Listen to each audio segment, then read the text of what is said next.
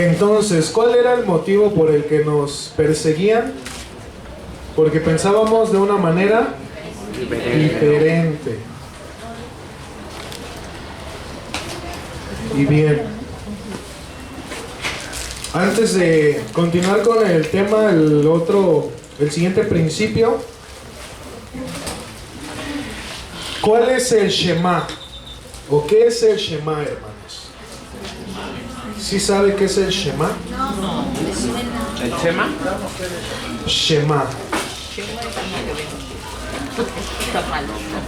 Hay una palabra que se le parece Shelah, pero esa palabra Shelah significa detente y escucha. Pero ¿qué es el Shema? ¿Sí sabe qué es el Shema? Es una oración una oración que los judíos llevaban a cabo y que pronuncian muy seguidas veces. Es algo, entonces, el Shema, una oración que los judíos hacen muy constantemente. Y el Shema está en Deuteronomio 6:5. Ahí está el Shema, esta oración que los judíos llevaban a cabo.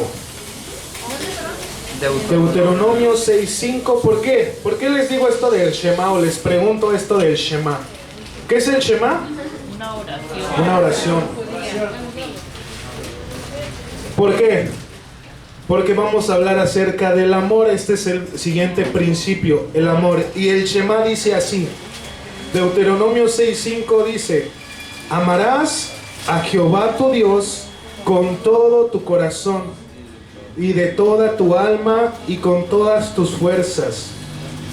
Y estas palabras que yo te mando hoy estarán sobre tu corazón, y las repetirás a tus hijos, y hablarás de ellas estando en casa y andando por el camino y al acostarte y cuando te levantes. Por eso es que el Shema es una oración, un dicho constante de los judíos. Y la atarás como una señal en tu mano y estará como frontales entre tus ojos. Y las escribirás en los postes de tu casa y en tus puertas. El Shema habla acerca del amor que nosotros tenemos con Dios. Y el siguiente principio que estamos viendo es el amor. Vamos a 1 de Juan 4:16.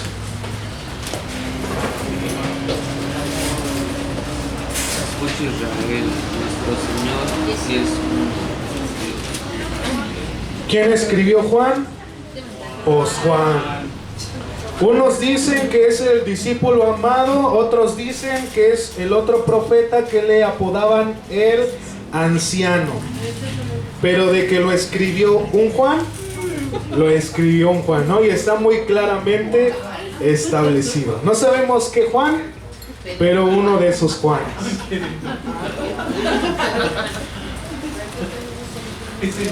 Tampoco Juan es el cantante, ese no fue, ese sí no.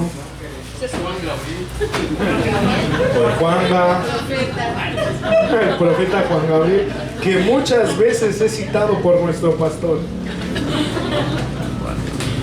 ¿Cuál es el contexto de esta No se considera 1 de Juan como una carta, porque el estilo en el que fue escrito no es redactado como una carta, sino que es como un sermón, una exposición de un tema.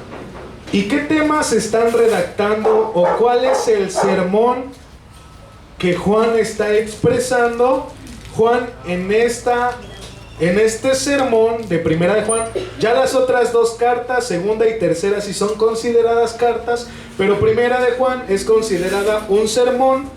¿Qué está exponiendo Juan? Está exponiendo y hace muchas hipérboles acerca de que Dios es luz y Dios es amor. Esos son los temas principales de 1 de Juan.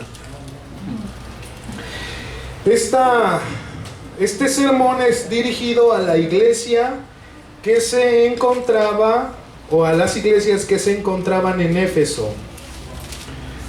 Entonces, Primera de Juan está dirigida a las iglesias en Éfeso. Primera de Juan 4:16 dice: y nosotros hemos conocido y creído el amor que Dios tiene para con nosotros. Dios es amor, y el que permanece en amor permanece en Dios y Dios en él. En esto se ha perfeccionado el amor. ¿En dónde se perfecciona o es perfeccionado el amor? En nosotros. Dice, para que tengamos confianza en el día del juicio, pues como Él es, así somos nosotros en este mundo. Por eso seguimos ¿a quién? A Cristo. En el amor no hay temor, sino que el perfecto amor echa fuera el temor, porque el temor lleva en sí castigo, de donde el que teme no ha sido perfeccionado en el amor. Y el último, nosotros le amamos a Él porque Él nos amó primero. Cada uno de estos mártires que hemos visto demostró el amor. ¿Por qué? Porque donde hay amor, no hay temor.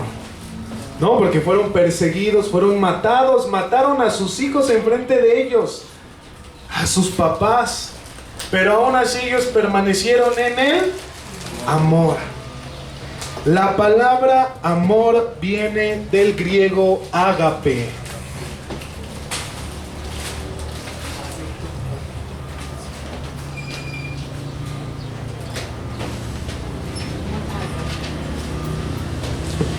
Y significa afecto o benevolencia. Cuando los escritores del Nuevo Testamento quisieron expresar las palabras de Jesús en los evangelios, usaron la palabra griega para referirse al amor, que es ágape. Pero esta palabra no define o no desarrolla completamente bien la palabra de amor que Jesús habló. Jesús, cuando inició su ministerio, ¿cuál era su lenguaje? El arameo. Jesús hablaba en arameo. Entonces, la palabra amor en arameo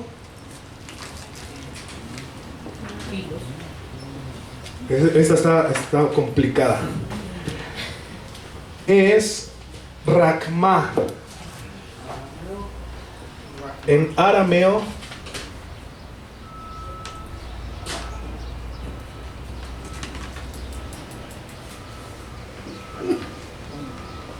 rakma.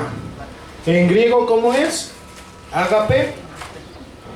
Y en arameo, que fue la que Jesús mencionó, es rakma. ¿Y qué significa esta palabra rakma? Significa acción. No es un sentimiento, es una elección que tú haces para buscar el bienestar de otras personas. Porque nos han enseñado que amar es una decisión, no es un sentimiento. Por eso, de hecho, hay otras formas de nombrar al amor: fileos, eros, porque tú puedes decir: yo amo a mi mamá y yo amo a la pizza. Si el significado de amor es el mismo en esas dos palabras, tu mamá se va a sentir mal, ¿no? Porque estás amando a la pizza igual que a tu mamá. Por eso hay diferentes traducciones de amor. Entonces, ya que es una acción en busca del bienestar de otras personas, porque ¿cómo demostró Jesús que nos amaba? ¿Cómo usted, esposo o usted, esposa, le demuestra a su esposo o a su esposa que lo ama? Demostrando, permaneciendo, como decíamos, ¿no? aplicando todo esto en su matrimonio, padeciendo, sufriendo, ¿no? Eso es amor. Y nuestros hermanos permanecieron en ese amor. Esa es la sustancia de nosotros. De hecho, nos van a conocer o nos tienen que conocer en el mundo. ¿Por qué? Porque nos amamos los unos a los otros. ¿Qué enseñó Jesús hacia tu enemigo? Sí, qué difícil, ¿no? Pero por eso es que dice la palabra, lo acabamos de leer, el amor se va perfeccionando en nosotros. Cuando tú perdonas a alguien que te hirió, estás amando y se está el amor perfeccionando en ti. Cuando nuestros hermanos padecieron martirio, ellos estaban amando y el amor se estaba perfeccionando en ellos. Entonces, hermano, ¿usted ama? Podríamos decir, se está perfeccionando, hermano. Amén. Porque el que ya ha sido perfeccionado ya no necesita estar aquí. Ya tiene que estar allá arriba. Se está probando de una manera, se está perfeccionando de una manera tan extremadamente complicada. Pero se está perfeccionando, ¿no? O sea, este verbo se está, ¿no? Es que es continuo, ¿no? Que avanza, que sigue, no se detiene, no se retrasa, sino que avanza. Continuamos con la historia. Cansados de la degollina, o sea, esta degollina, pues es esta que les puse, que caía el hierro en los cuellos y cortaba las cabezas. Como ya la habían utilizado mucho para matar a los cristianos, dice, finalmente varios gobernadores de provincias presentaron ante la corte imperial lo inapropiado de tal conducta. Por ello a muchos se les eximió de ser ejecutados, o sea, no fueron llevados a esa ejecución, pero aunque no eran muertos, se hacía todo por hacerles la vida miserable. A muchos se les cortaban las orejas, las narices, se les sacaba el ojo derecho, se inutilizaban sus miembros mediante terribles dislocaciones, se les quemaba la carne en lugares visibles con hierros candentes. O sea, decían, la fácil es matarlos. ¿Qué vamos a hacer con los cristianos? Hacerles su vida miserable, como el vecino con usted, pero más extremo, sin nariz, sin orejas, sin ojo. Y no era, déjate pongo anestesia. Ah, no, ¿cómo va? Sobres. Les dislocaban también. ¿Cuál es el siguiente principio que vamos a estudiar? Entrega. ¿Sí o no? Estos personajes se entregaron. Sí. Completamente, yo estoy de acuerdo también. Vamos a 2 de Corintios 4.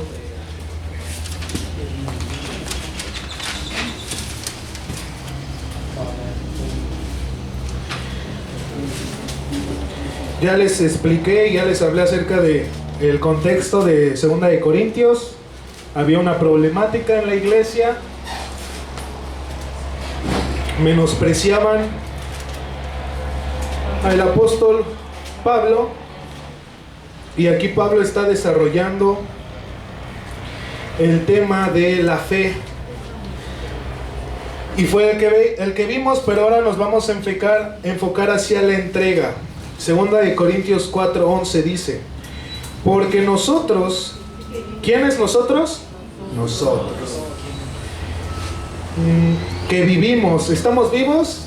Sí, estamos vivos. Ay, ya me perdí. Siempre estamos entregados a muerte por causa de Jesús, para que también la vida de Jesús se manifieste en nuestra carne mortal. Porque Los que no conocen de Dios nos tiran de muertos, pero nosotros sabemos que no morimos, sino que vivimos en Cristo. Así que no se preocupe si un día se le para el corazón o está enfermo y ya se va a morir. No va a morir, no va a experimentar la muerte, sino que va a ser como un pestañeo, hermano. O sea, no lo vamos a sentir, va a ser como, la vez, oh, Cristo.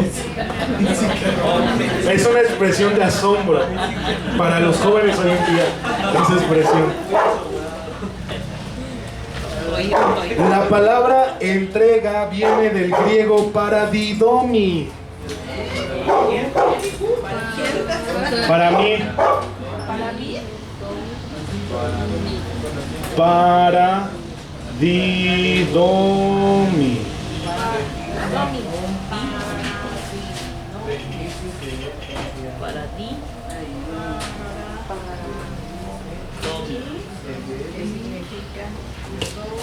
Significa rendirse, ceder, confiar, transmitir.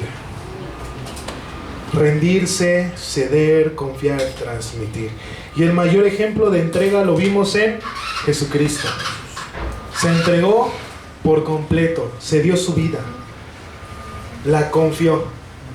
Dijo, Señor, está en tus manos, ¿no? Porque estaba en el Getsemaní orando, sudando sangre. ¿Y qué decía Jesús? Señor, si es de mí, yo quisiera no pasar esta copa. ¿Cuál era la copa? La ira de Dios. De eso fuimos salvos. ¿De qué? La ira de Dios.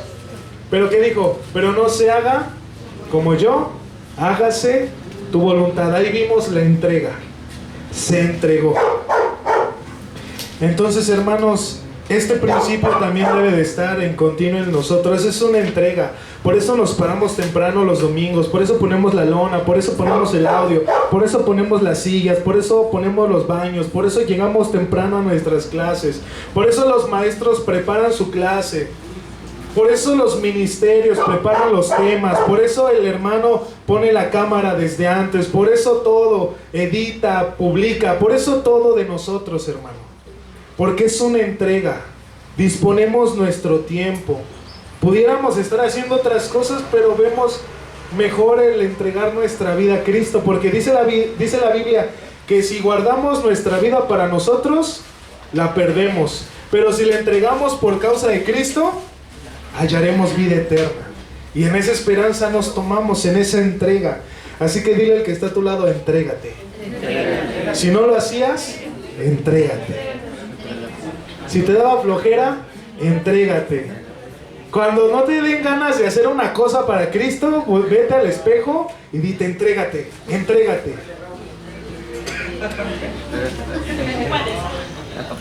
Si un hermano te pide las respuestas del examen, tú le dices, entrégate y estudia y búscalas tú, entrégate tú. Porque cada uno de ustedes que hizo su examen o que lo está haciendo, unos ya lo terminaron, ya sabe con qué. Los que ya lo terminaron fue una entrega, fue disponer tiempo, fue estar leyendo. ¿Dónde está esta respuesta? ¿Cómo completo este párrafo? Es una entrega. Y eso es lo que nosotros, ese es el principio, esa es la acción que debe de haber en nosotros, esa entrega.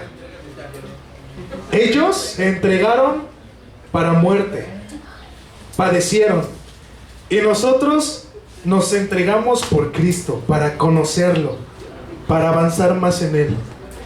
Ellos a lo mejor no tenían el privilegio de tener todo completo, nosotros sí lo tenemos. Ahora, ¿qué nos toca? Entregarnos. Dile al que está a tu lado otra vez, entrégate. Métale un zape si lo ve dormido, ¿no?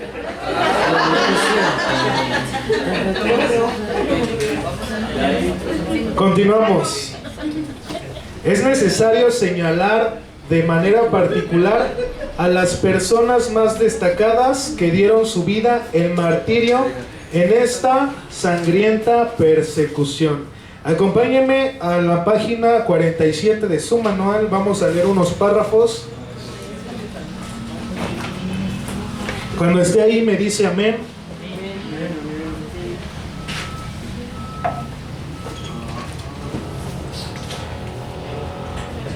Y dice, en el último párrafo del 47 dice, Sebastián, un célebre mártir, había nacido en Narbona, en las Galias, y después llegó a ser oficial de la Guardia del Imperio en Roma. Permaneció un verdadero cristiano en medio de la idolatría, sin dejarse seducir por los esplendores de la corte. Es como si un cristiano ahorita fuera la política, ¿no? En la política hay mucha corrupción. Y no está, ¿no? Pero este personaje, Sebastián, se mantuvo a pesar de la corrupción, a pesar de los deleites que ahí se presentaban. Dice más adelante, sin mancharse por los malos ejemplos e incontaminado por esperanzas de ascenso, rehusando caer en el paganismo, el emperador lo hizo llevar a un campo cercano a la ciudad, llamado Campo de Marte, ¿no? Como el de aquí de México. Y que allí le dieran muerte con flechas. Ejecutada la sentencia, algunos piadosos cristianos acudieron al lugar de la ejecución para dar sepultura a su cuerpo, y se dieron entonces cuenta de que había señales de vida en su cuerpo, o sea que no se había muerto. Lo llevaron de inmediato a un lugar seguro, y en poco tiempo se recuperó, preparándose para un segundo martirio, porque tan pronto, o sea, qué tremendos hermanos tuvimos. Porque tan pronto como pudo salir, se puso intencionalmente en el camino del emperador cuando éste subía hacia el templo, y lo reprendió por sus muchas crueldades e irrazonables prejuicios contra el cristianismo. Diocleciano, cuando pudo recobrarse de su asombro, ordenó que Sebastián fuera arrestado, llevado a un lugar cercano al palacio y allí golpeado hasta morir. Y para que los cristianos no lograran ni recuperar ni sepultar su cuerpo, ordenó que fuera echado a la alcantarilla. Sin embargo, una dama cristiana llamada Lucina encontró la manera de sacarlo de allí y de sepultarlo en las catacumbas o nichos de los muertos. Qué tremendo, ¿no? O sea, pues si ya hiciste tu lucha, ya descánsate, ¿no? ¿Qué hizo este chavito, Sebastián? Bueno, este señor Sebastián, se entregó. Por un momento estuve en pausa, me recuperé, a darle, otra vez a seguir. ¿Y qué hacemos nosotros? No, es que llevo un buen de tiempo en el ministerio, ya merezco un descanso, ¿no? ¿Y qué hacemos? Que otros sirvan, que los demás también tomen la corona. El pretexto clásico de los cristianos. Yo ya pagué el precio, ¿no? Yo ya di todo lo que tenía que dar. No manches, lo das hasta que te mueres. Y ese personaje entregó, o sea, porque ya lo habían dado a muerto, o sea, las flechas, o sea, como la de Esparta, ¿no? Acá, el Leónidas. Así, literal. Pero no murió, se recuperó y otra vez a darle. Es como si te da una rastriz un león, vas, te curas y otra vez vas con el león, a ver si es cierto. Permaneció. Ese se entrega, hermano. Ese se entrega y nosotros tenemos que entregarnos. No padecemos lo mismo, pero entrega en lo que estamos viviendo, en el ministerio donde estás, en el servicio, en la escuela, en el instituto. Amén. Vamos a la página 48 de su manual, en el tercer párrafo, donde dice Víctor. Este ya es un nombre más decente, ¿no? Bueno, uno de los que más conocemos, el Víctor. No el de la hora pico, este es un cristiano, dice: de buena familia, el Marsella, era francés. En Francia pasaba gran parte de la noche visitando a los afligidos y confirmando a los débiles. ¿Tú qué haces en la noche, hermano? ¿Qué estás haciendo? No me lo digas.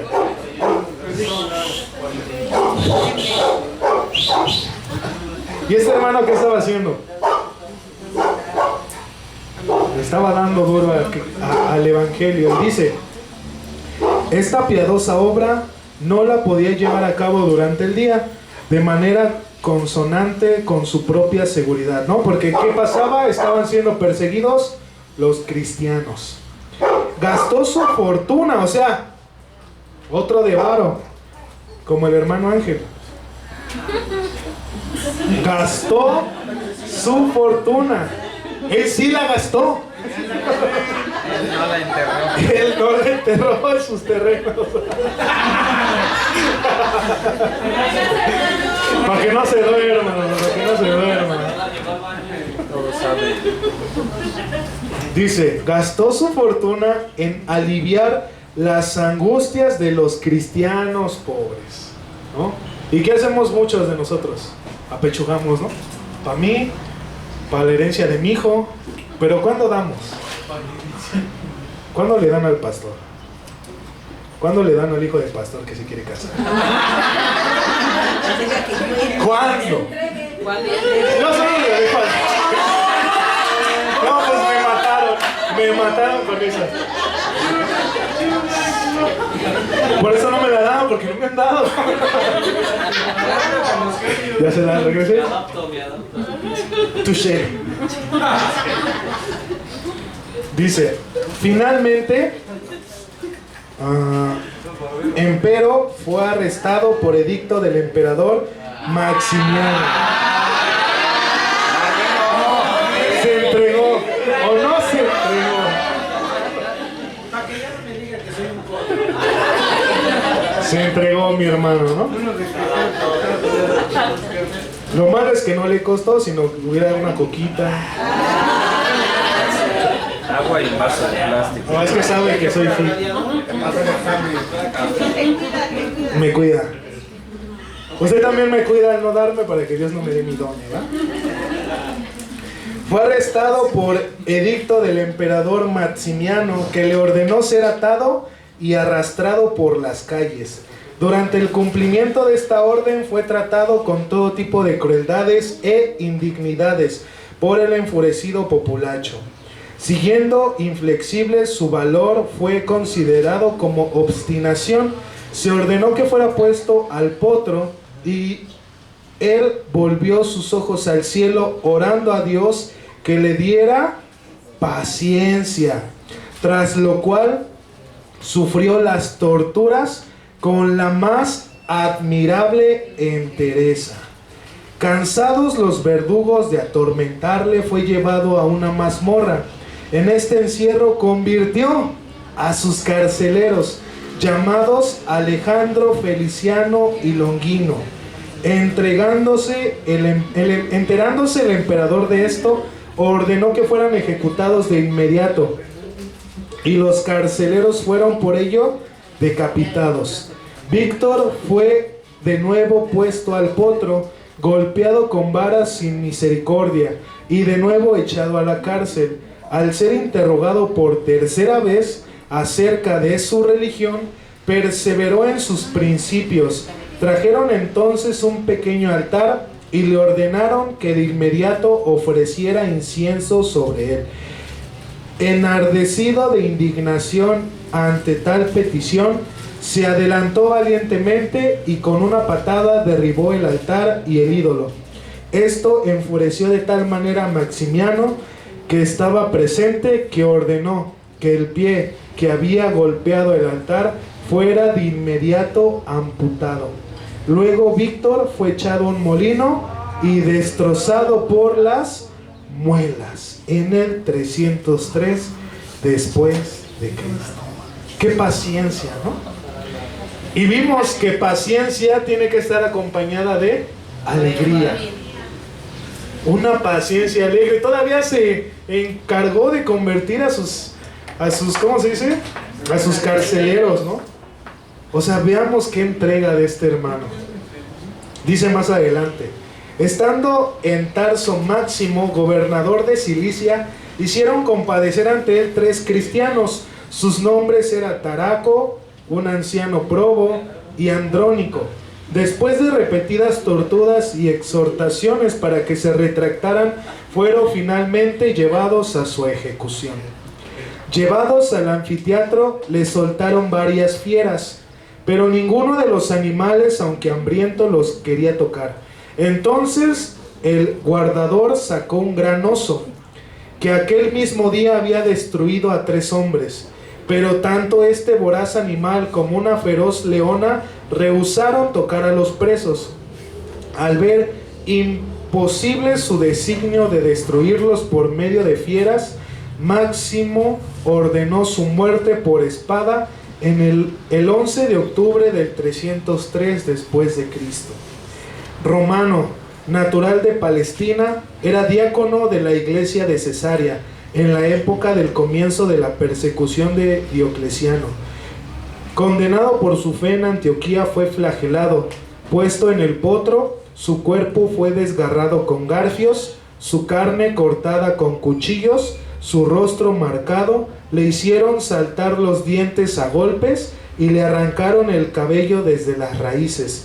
Poco después ordenaron que fuera estrangulado. Era el 17 de noviembre del 303 después de Cristo. Qué entrega, ¿no?, de estos hermanos. Qué testimonios nos han dejado. Continuamos con la historia. Eulalia, una dama española de familia cristiana, era notable en su juventud por su gentil temperamento y por su solidez de entendimiento, pocas veces hallado en los caprichos de los años juveniles. ¿Qué piensan los jóvenes cuando son jóvenes? Exacto. Los que no conocen, nosotros buscamos a Cristo.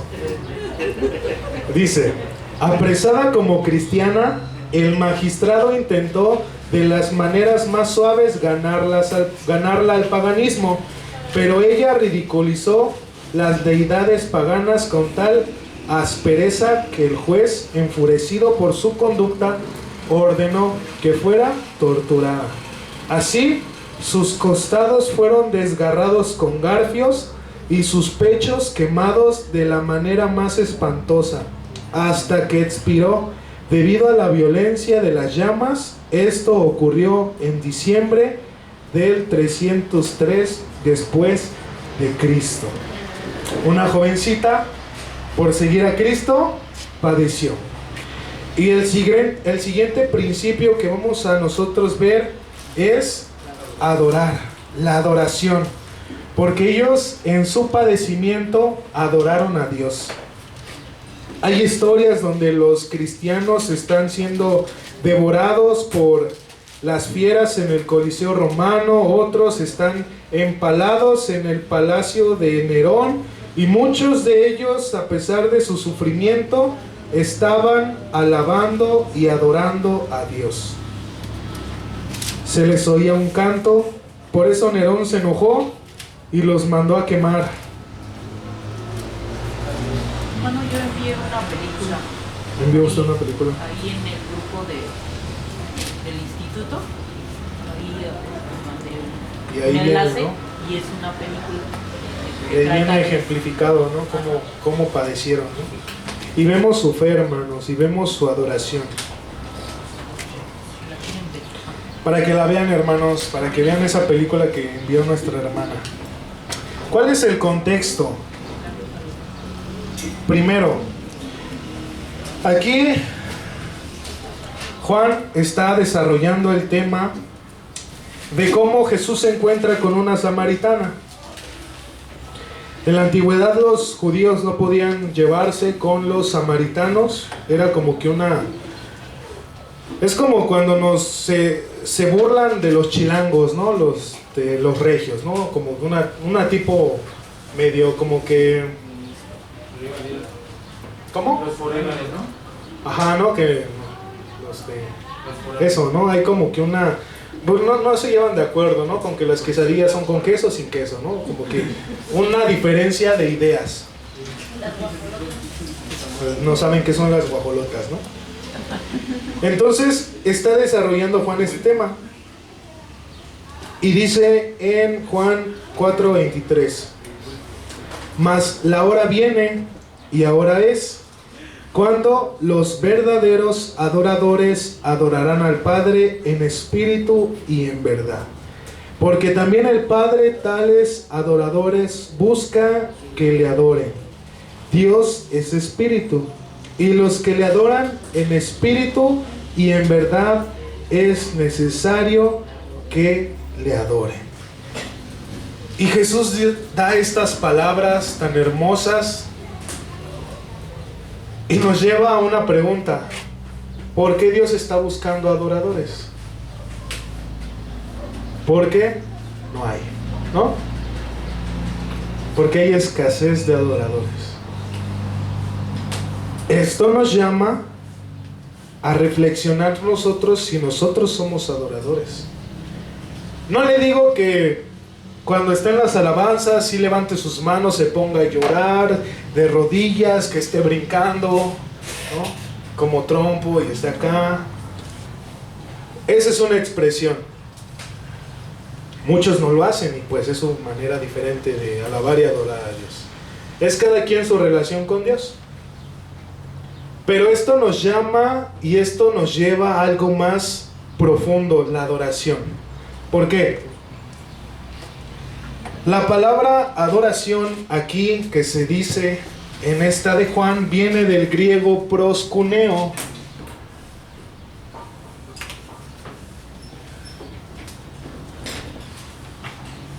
Ahorita que me estoy dando cuenta no les di la palabra entrega. ¿Sí se las di? Ahí está, ¿no? Ah, pues yo dije, no manches, aquí este espacio que... proskuneo. Pero esta es una de 6 traducciones que hay de la palabra adoración. La palabra adoración no existe en la Biblia. La palabra o el verbo adorar es el que viene en la palabra de Dios. Y hay 6 formas de traducir la palabra adorar. Esta palabra proskuneo con acento en la E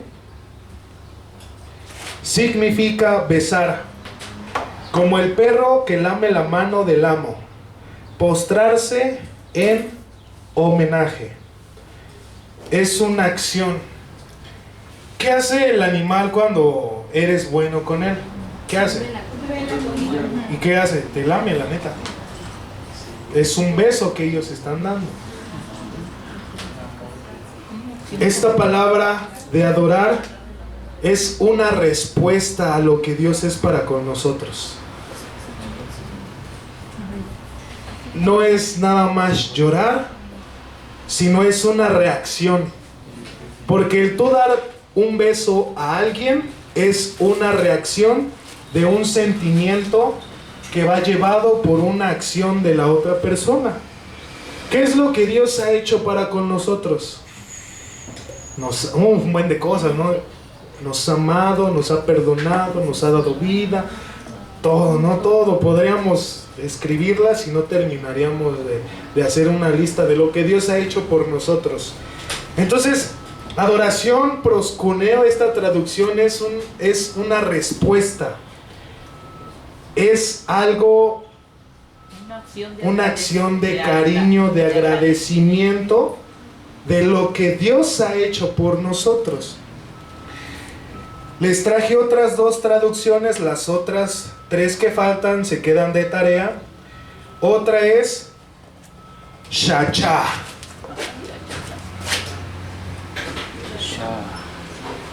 Shachá.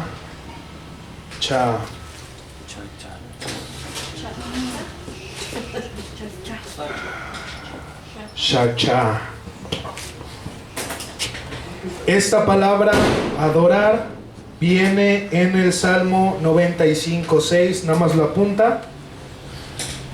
Shachá significa postrar en reverencia.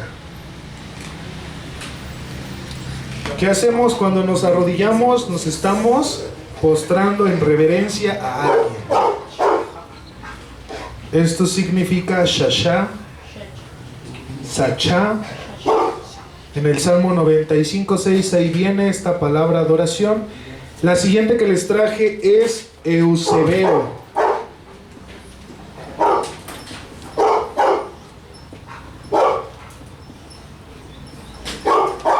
Eusebeo. Esta palabra está en Hechos 17:23.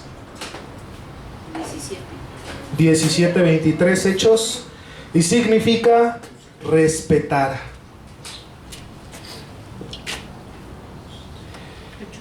¿Y cuál hay? Esta definición nos la dieron una vez que fuimos a un congreso de alabanza y me gustó mucho. Y esta definición de adoración o de adorar es manifestar a Dios el valor que se merece, con todo lo que soy, con todo lo que hago, mi respuesta a su presencia.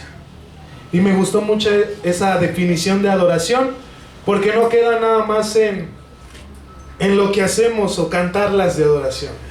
Eso no es adoración. Adoración es una vida, es una entrega, es dar, es responder a lo que Dios ya ha hecho.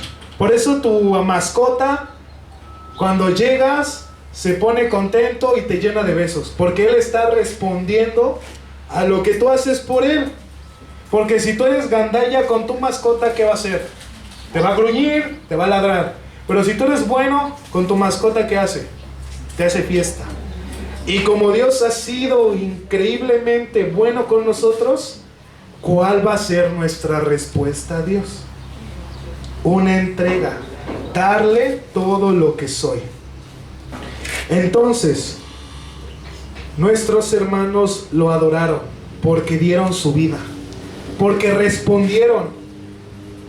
Porque, ¿qué pasó cuando Jesús entró en un pollino a Jerusalén? ¿Qué hacían todos, no? Lo adoraban y ahí con las ramas, ¿no?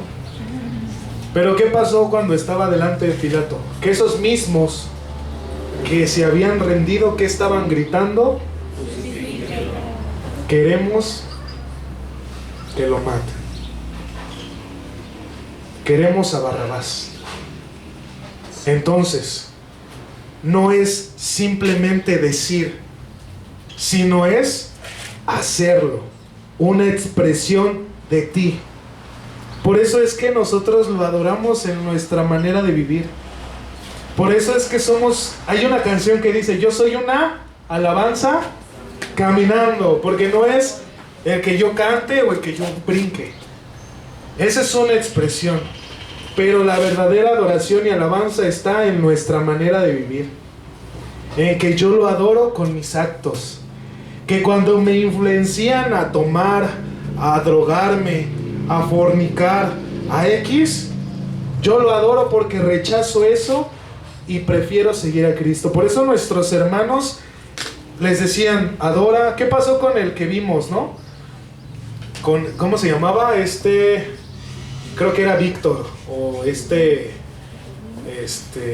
Eulalio o algo así, que le pusieron un altar y le dijeron, adora y presenta incienso. ¿Y qué hizo? Lo pisoteó, le dio una patada, ¿no? ¿Qué estaba haciendo? Héctor, ¿no? ¿Qué estaba haciendo? Víctor, ¿no? Es que dijo Héctor.